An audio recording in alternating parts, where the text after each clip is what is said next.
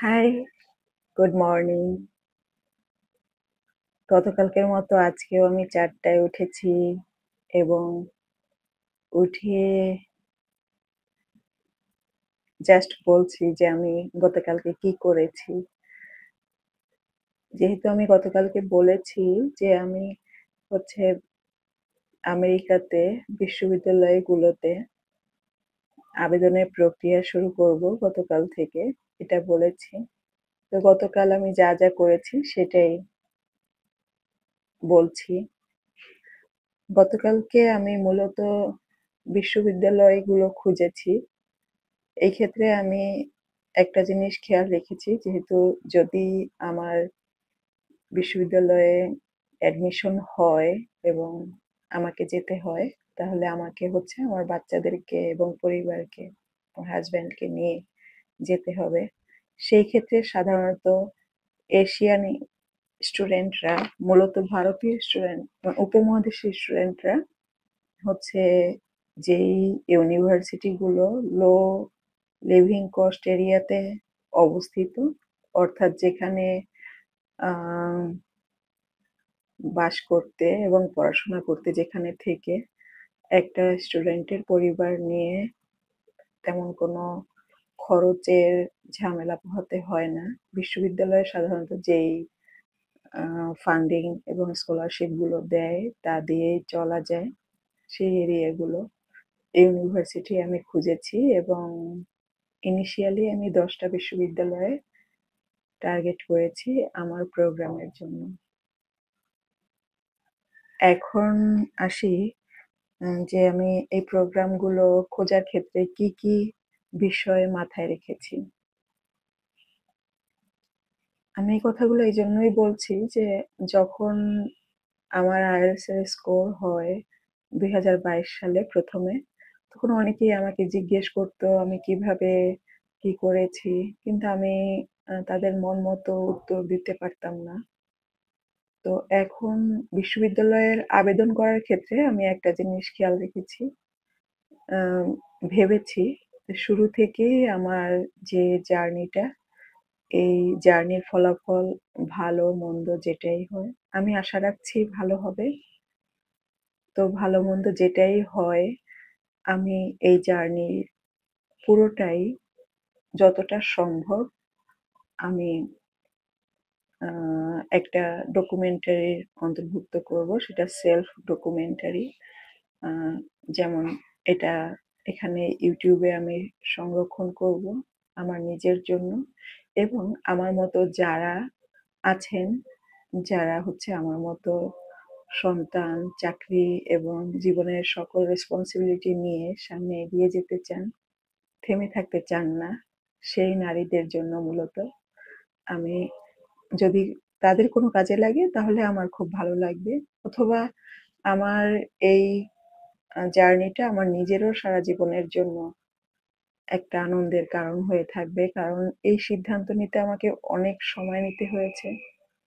আমি 2022 সালেও আইএলটিএস এ 7 পেয়েছিলাম, সম্পূর্ণ প্রস্তুতি নিয়েছিলাম আমি উচ্চশিক্ষার জন্য, বিদেশে যাওয়ার জন্য, কিন্তু যে করেই হোক হয়নি।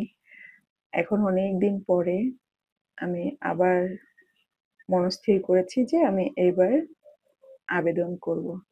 তো কথা না বাড়িয়ে আমি আসলে যেই প্রোগ্রামে আমি আবেদন করব তার জন্য আমি আসলে কি কি বিষয় মাথায় রেখেছি, বা যদি আপনারা কেউ আমার মতো হয়ে থাকেন যে আসলেই আহ, আপনি আপনি যে প্রোগ্রামে যেতে চান, সেই প্রোগ্রামের জন্য আপনার আশেপাশে সেই প্রোগ্রামে পড়াশোনা করছে আমেরিকাতে, এরকম কাউকে আপনি চিনেন না, আপনাকে নিজে নিজেই খুঁজে তারপরে সম্পূর্ণ একদম শূন্য থেকে অন্ধকারে হাতড়ানোর মতো অবস্থা, যে আপনি কিছুই দেখছেন না, কিছু একটা আপনি খুঁজছেন, এমন একটা অবস্থা, সেরকম যদি আমার মতোই হয়ে থাকেন তাহলে হয়তো আপনার কাজে লাগতে পারে। সেটা হচ্ছে আমি আহ, এই প্রোগ্রাম খোঁজার ক্ষেত্রে কি কি বিষয় মাথায় রেখেছি। মূলত আমি মাথায় রেখেছি যে আমার নিজের আগ্রহ, আমার আগ্রহের জায়গাটা কি, আমি আসলে যে তীব্র চ্যালেঞ্জের মুখেও যাতে হার্ড ওয়ার্ক করতে পারি, সেই আগ্রহটা যেন আমার থাকে। তো চ্যালেঞ্জ বলছি এই কারণে যে আমার আসলে প্রায় ৮ এবং ১০ বছরের দুটো বাচ্চা আছে এবং নিঃসন্দেহে এটা একজন মায়ের জন্য এই বয়সের বাচ্চাদেরকে লালন করা বলবো না, এই বয়সের বাচ্চাদের সাথে মা হয়ে ওঠা, বেড়ে ওঠা, এটা একটা গুরুত্বপূর্ণ সময়। যেহেতু আমি অজানা পরিবেশে যাব, আমি আমার এই মাতৃত্বের বিষয়টাকেই সবার আগে মাথায় রাখছি। তো এমন একটা বিষয় আমি পড়তে চাই, যেই বিষয়টা আসলেই আমার যত কষ্টই হোক, যত পরিশ্রমই হোক, আমি যেন সেই বিষয়টার প্রতি আগ্রহ না হারিয়ে ফেলি। সেই বিষয়টাই আমি বাছাই করেছি। তো এই একটা বিষয় যে বিষয়ে আমি আগ্রহ পাই অথবা তীব্র অনুসন্ধিৎসু মন আমার যে বিষয়টাতে, সেটা আমি খেয়াল রাখতে পারি। আমি আমেরিকার ক্ষেত্রে বলছি কারণ এই দেশটার শিক্ষার যে বিশ্ববিদ্যালয়ের শিক্ষার যে ক্রাইটেরিয়া গুলো, রিকোয়ারমেন্ট গুলো, এটা সম্পর্কে আমি জেনেছি। অন্যান্য দেশেরটা আমি জানি না। কম বেশি এরকমই হবে হয়তো। আর হচ্ছে আমার কাজের অভিজ্ঞতা এখানে একটা বড় ফ্যাক্ট হিসেবে কাজ করেছে। আমি ৭ বছরেরও বেশি সময় ধরে বাংলাদেশ সিভিল সার্ভিসে আছি এবং শিক্ষা ক্যাডারে আছি। আমি স্টুডেন্টদেরকে পড়াই। এছাড়া আমি কিছু আর্টিকেল লিখেছি, যেগুলো আসলে ইয়াং জেনারেশন, মূলত টিনেজদের ইমোশনাল ওয়েলবিং নিয়ে। তো এই আমার কর্মের যে অভিজ্ঞতার থেকেই আমি আসলে একটা বড় গ্যাপ খুঁজে পেয়েছি, যেটা আসলেই আমি তীব্রভাবে জানতে চাই এই বিষয়ে। অভিজ্ঞতা তো নাম্বার 1 হচ্ছে আমার ইন্টারেস্ট, নাম্বার 2 হচ্ছে আমার অভিজ্ঞতা, আর ৩ নাম্বার হচ্ছে আমার অতীত যে ডিগ্রি, যে আমার আন্ডার গ্রাজুয়েট ডিগ্রি যে বিষয়ের উপরে, সেই বিষয়ে থেকে যদি আমি কোনো আগ্রহ পাই। বিষয়টা আমার আন্ডার গ্রাজুয়েট ডিগ্রি হচ্ছে ফিলোসফিতে। এটা সরাসরি এখানে কোনো ইমপ্যাক্ট না ফেললেও পরোক্ষভাবে আসলে দর্শনের একটা বড় প্রভাব আমার ভেতরে আছে। যেহেতু আমি দর্শন পড়াই, ব্যক্তিগতভাবেও আমি খুব অনুসন্ধিৎসু মনের। তো এই ২ টা বিষয়। আরেকটা বিষয় হচ্ছে কখন বিশ্ববিদ্যালয়ে তো প্রোগ্রাম খুঁজে বের করার পরে, বিশ্ববিদ্যালয়ে নিশ্চিত করার পরে যে এই বিশ্ববিদ্যালয়ের ক্রাইটেরিয়া গুলো আমার আছে, এই বিশ্ববিদ্যালয়ে আবেদন করার জন্য যে প্রোফাইলটা দরকার, সেটা 70-80% আমি মনে করি যে আমার আছে।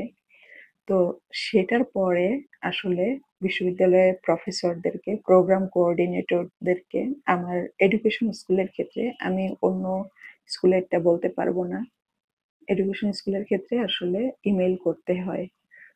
ইমেইল করতে হয় এটা জেনে যে আমার প্রোফাইলটা এমন এবং এই প্রোফাইলে আ এই প্রোগ্রামে আ সুইটেবিলিটি কতটুকু আছে, যে আমি এই প্রোগ্রামের জন্য কতটুকু উপযুক্ত, এটা জিজ্ঞেস করে। আর আপনি জিজ্ঞেস করতে পারেন আবেদনের জন্য একটা আ ফি আছে। এই ফিটা কোনো বিশ্ববিদ্যালয়ের আ কর্তৃপক্ষ চাইলে ফিটা ওয়েভ করতে পারেন অথবা নাও করতে পারেন। আপনি পোলাইটলি এটা জিজ্ঞেস করতে পারেন। তো আমি সেটাই জিজ্ঞেস করে ইমেইল করব বলে ভেবেছি। তো এটাই আমার গতকালকের আপডেট। এছাড়া আরেকটা বিষয় বলতে চাই, সেটা হলো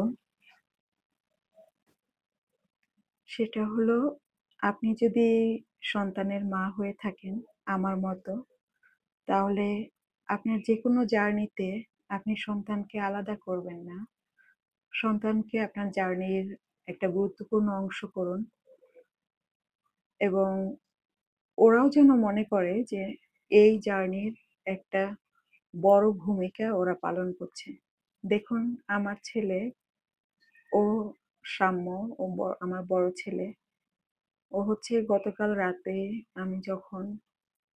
রাতে মানে আজ রাতেই, সন্ধ্যা রাতে, যখন আমি সব কাজ গুছিয়ে আহ রান্না বান্না করে রাখছিলাম এবং কিছু সবজি তুলে রাখছিলাম, এই যে এই সবজিটা আমি রান্না করছিলাম আর ও যেটা তুলে রাখছে আমাকে সাহায্য করছে, সেই কাজটা ও নিজেই খুব দায়িত্বের সাথে করছিল। এবং এই কাজগুলোকে আসলে ও আমাকে সহযোগিতা করার না, আমি সেভাবে দেখি না। এটা আসলে আমাদের কাজ, আমাদের পরিবারের কাজ। দেখুন কতটা গুরুত্বের সাথে ও করছে। এই সময়ে ও ফোন দেখতে পারতো বা টিভি দেখতে পারতো, অকারণে ভাইয়ের সাথে যুদ্ধ করতে পারতো, সেটা না করে এটা কিন্তু ওর কাছে একটা খেলা। এবং একই সাথে আমার কিন্তু অনেক হেল্প হচ্ছিল, যেহেতু আমি টাইমলি ঘুমানো প্রিফার করি, খুব সকালে ওঠার জন্য এটা খুবই জরুরি। এতটুকু কাজও কিন্তু অনেক সাহায্য করে আসলে, যখন খুব তাড়াহুড়ায় থাকি। এর আগেও ফিল্টারে পানি ঢেলেছে, ৪ জগ পানি ঢেলেছে, নিজেই নিজের থেকেই অনেক ধরনের কাজই ও করে। সকালে উঠে ব্রেকফাস্ট রেডি করার সময় ফ্রিজ থেকে বানানো রুটি, আগের দিনের সেঁকে রাখা রুটি ও ওভেনে গরম করে, সবজি গরম করে, ডিম অমলেট করে। এই কাজগুলো স্বেচ্ছায় ওর একটা খেলা মনে করেই করে। এটা আসলে ওর জন্য খেলা, কিন্তু আমার জন্য অনেক বড় সহযোগিতা। এবং এরপরে এই যে এক বাটি রাখা হয়েছে সবজি, এখন আরেকটার জন্য পলি ব্যাগ নিয়ে এসেছে। এখন এতে বাচ্চাদের আসলে স্কিলও বাড়ে। দেখেন, প্রথমে কিন্তু ও আহ, সরাসরি এই পটের যতগুলো সবজি আছে, বরবটি কাটা, সেগুলো ঢেলে রাখতে চাইছিল, পরে দেখলো যে না, আসলে ধীরে ধীরে রাখতে হবে। এটা কিন্তু জেনেছে, কাজটা করছে বলেই, না করলে কিন্তু জানতো না। আর তাছাড়া আরেকটা জিনিস খেয়াল করেন, ও কিন্তু অনেক দুষ্ট একটা বাচ্চা, কিন্তু খুব মনোযোগ সহকারে কাজটা করছে সে। এবং সে মনে করছে এই পরিবারেরই সে একটা অংশ। এই পরিবারে যে খাবার তৈরি হয়, সে খাবার তৈরিতে তার গুরুত্বপূর্ণ অবদান আছে।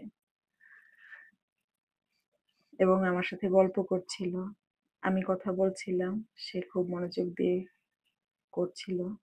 দেখবেন যে একটু পরে যখন এই সবজিগুলো রাখা হয়ে যাবে, সে আবার উপরে মানে দাঁড়াবে চুলায়, যে আমি হাঁড়িটা চড়িয়েছি এখানে সবজি ঢেলে দেওয়ার জন্য। মানে সব কাজ যতটুকু ওর বয়স উপযোগী, যেই কাজগুলো হচ্ছে করতে গেলে ও কোনো বিপদের সম্মুখীন হবে না, সেই কাজগুলো ও করতে স্বেচ্ছায় করে। এই কথাগুলো আমি এই জন্যই বলছি, কারণ হচ্ছে আপনি যখন খুব চ্যালেঞ্জের একটা কাজ করবেন এবং আপনার সন্তান যখন বেশিরভাগ সময় আপনার সাথে থাকবে, ও কিন্তু আপনার চ্যালেঞ্জটা বুঝবে, আপনার প্রতি সহমর্মী হবে এবং ও বুঝবে যে মা যা করছে তা অর্থহীন না। এবং আমিও এই পরিবারের, আমি যত ছোট সদস্যই হই না কেন, এই পরিবারের গুরুত্বপূর্ণ ভূমিকা পালন করছি আমিও। সেক্ষেত্রে কিন্তু সন্তান এবং মায়ের মধ্যে একটা সুন্দর সম্পর্ক তৈরি হয়। সম্পর্ক তো এমন না যে আসলে হুট করেই তৈরি হয়। আমরা অনেক গল্প করি, বিভিন্ন ধরনের গল্প করি। সেই গল্পগুলো অনেক সময় খুবই সিলি, যেগুলো আসলেই আহ সেরকম উল্লেখ করার মতো কোনো গল্প না, কিন্তু আমরা করি। এভাবেই ধীরে ধীরে আসলে আমি আমার যে পথ চলা, সেখানে আমার সন্তানদেরকে নিয়েই এগিয়ে যাচ্ছি। দেখুন, ও সবজিটা ঢালছে এবং চুলাটা কিন্তু জ্বলছে, এবং সে খুব কেয়ারফুলি ঢালছে। একসাথে ঢেলে দিলে হয়তো সবজিটা পড়ে যাবে। আমি আবার সহযোগিতাও করছি, খেয়াল রাখছি যাতে ও বিপদের সম্মুখীন না হয়। এটা গতকাল দুপুরের ঘটনা। ওদের একটা ব্যাংক ছিল, সেই ব্যাংকটাকে ভেঙে যে কয়েনগুলো হয়েছে, ৩ ধরনের কয়েন পেয়েছে, সেই কয়েনগুলো কাউন্ট করছিল এবং প্ল্যান করেছে যে এখানে যে টাকা হয়েছে ৮১৭ টাকা হয়েছে কাউন্ট করে দেখলো। তা দিয়ে ওরা নাকি KFC-র আম বার্গার খাবে। বলছে যে, "মা ২ টা বার্গার পাবো। সেটা আমরা ৪ জন অর্ধেক করে ভাগ করে খাবো।" যে আমাকে দেখাচ্ছে এই ব্যাংকটা ভেঙেছিল। তা আজকের মতো এখানেই রাখছি। আম ভালো থাকবেন সবাই। সবাই আ সকলের মঙ্গল হোক এই কামনায়। বাই।